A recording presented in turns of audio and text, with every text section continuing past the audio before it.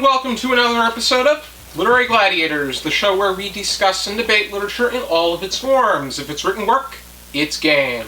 Let's meet the panel. Hi, I'm Larry. Charlie. And I'm Josh. And today we are going over a contemporary work of poetry that can be found in Poetry Magazine's February of 2021 edition. Oh wow, that was that recent. The particular That is poem, contemporary. yes it is. We're discussing the Hindenburg Mystery by Stella, Wong. The discussion starter that I have is this. In this poem, the speaker talks about their father and his inconsistent and violent ways, making comparisons to that of a Zeppelin. Why make comparisons to a kind of airship that saw prominence in the early 20th century? I would venture to say that it's about recklessness in that way, where, to me, the piece is about her father, and I'm not sure if she remembers this or she was not yet born when this happened, but he ended up doing something terrible and going away to prison. That's what I think this piece is about. In the same way that a Zeppelin pilot is kind of carrying, a load of flammable material around on their back, but not realizing it, I think that's kind of the comparison that she might be trying to make to her father. It casts a cumbersome overshadow that is only going to crash and bring you down like Hindenburg did. Yeah. One thing that I remember about Hindenburg and Zeppelins is a few of us, we had to do a report on a World War I weapon. Mine was airplanes with bombs. Someone else did a Zeppelin. He said after Hindenburg they were pretty... That was the end of Zeppelin. That was the end of Zeppelins. No more helium. No more helium. Carrier. Oh, it wasn't helium, it was hydrogen. Well, still, Yeah. I mean... But, because they were talking about what caused the Hindenburg. Airships.net came to the conclusion that it was an electrostatic discharge, aka a spark, that ignited leaking hydrogen.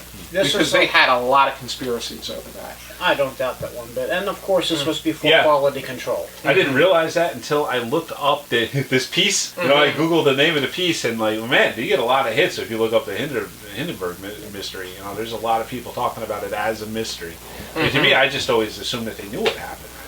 It lit on fire because it got too close to a flame or something. But I never thought the disconnect between the speaker and her father is in itself a mystery. Enigmatic that she carries so much of this and it leaves such a residue, but at the same time you see the effects and there's enough that is pieced together. You could say after effects. That maybe. You can come to a conclusion as to why. Yeah, and next week too, actually the next couple of weeks, we're going to be dealing with the themes of fatherhood pretty much. This is a kickoff, right?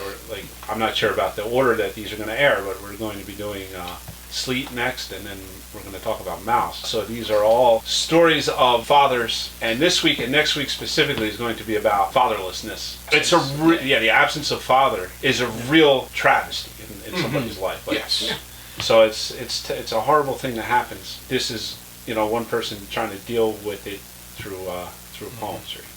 Yes. Yeah, and I was, with what you were saying too, going to the prison. I was going to say somewhat similar but different. Going to the asylum. People, especially in this time, it could have been violence driven by mental instability. Right. Yes. And they probably, I mean, again, this was before quality control. You just went to the asylum or went to prison. Well, he was there a long time. We know that, and we know that she would not visit. Right? She makes that clear that she's not visiting him while he's there. Makes you wonder though. Does she not want to go visit him? Is she afraid to go visit him? Well, she says that he's a villain to her. Yeah. She says in the piece there. Well, and as you said earlier, she may not have been born. So being a villain could also be driven by fear. Yeah. And yet that has really had an impact on the speaker. What were your thoughts about the structure? I like free-flowing kind of verse. I could have seen this being recited in like a jam, I guess. Jam. In a poetry jam. It's the way that it's structured a bit differently from traditional free verse. I think it's enough to see that she's writing this for herself. Her word choice and the structure, the shape of the structure. Each stanza has two lines in it, if you even want to call it that, because they all connect with one another. So, and couplets, or I don't know. And I think that may have been one big stanza with couplets. Yeah.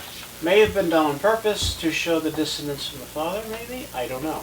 I don't know if I'm it's so much... just pulling ideas out of my head, because when I first read this, and I'm not saying this to be funny or snarky, when I first read this, and of course we read it again and again, I said, was this author on some kind of mind-altering substance? Because it was just, whoa, I don't understand it, so I reread it. Then I went back and did some research. I didn't find too much, so I just read it over and over and over again. That still lingers in the back of my mind a little bit. I mean, it's a very traumatic experience that she's going through, too. Oh, yeah, of course, I don't doubt that. And most people, I don't say, not all, but most people, when they go through something so traumatic and they're just done, some people, they go for the bottle. Some people go for the other things, you know. Some people start for the little smoking, and some people, you know, they may or may not. I don't know. It's better though to be able to convey it through writing. I agree. Yeah. That's a healthier option. Looking over this, I'm coming to a conclusion of the fact that each of these ideas stands on its own. Each couplet, except the last one, the last two, which is one couplet and a single line,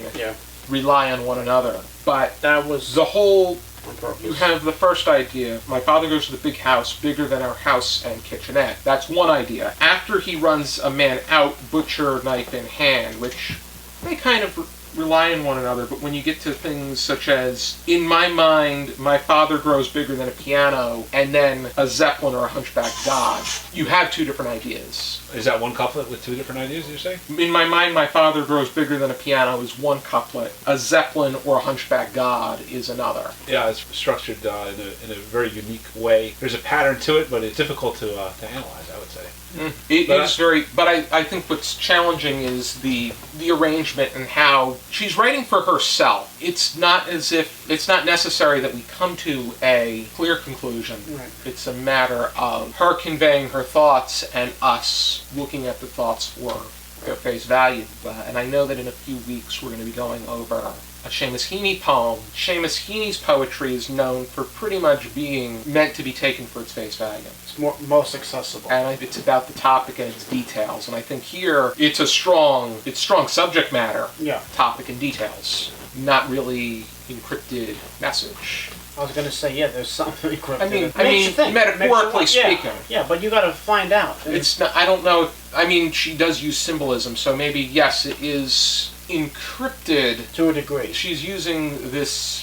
She's using this moment in history too. Yeah, and she's using it, you know, to accentuate the largeness of this event, right? Because the Hindenburg, right? I mean, you think of the guy saying all of the humanity and all. Yeah. And how horrifying the scene it was. If she was alive when that happened, and her mother might have been pregnant with her sibling, and she saw this fight, I guess, at the dinner table, and the father, you know, seems like grabbed a knife and chased the guy down and did something terrible. Yeah, that's the kind of person this guy is being depicted as. And yeah. We should take her word for it, is the way that it's getting at. I mean, even if it's not her and it's just a fiction, it's still, right? It's a monster. This is somebody who is a monster. No one in their right mind takes a knife, a butcher knife for that matter, and chases somebody down. You don't do that. Right. And especially, even worse, if you have a family, people that depend on. Just like in the Zeppelin, you have the passengers. Yeah, thank you. Through no fault of their own, you know, the person thought here, they were taking a perfectly safe trip. Even if he knew what he was doing, he was mentally unstable. So again, I'm thinking off to the asylum, which is, you know, back then was known as at times could have been known as the big house or prison. So yeah, already, you know. Yeah, it's rough stuff. It's rough stuff that that kind of thing happens. Do we have any final thoughts? Ouch. I would say so myself. If you are interested in this and more works of contemporary poetry, here is the Poetry Magazine from February of 2021. This comes out 11 times a year. July and August is one issue. It's out every other part of the year. Thank you for tuning into this discussion. I hope you check out some more from our channel. And for now, keep reading. Hi there, this is Josh, and on the next episode of Larry Gladiators, Larry, Charlie, and I will be discussing Sleet, a short story by Stig Dagerman. If you like what you see on our channel, please support us on our Patreon, for the money that we make will allow us to provide you, the viewer, with even more great content. Thank you, and for now, keep reading.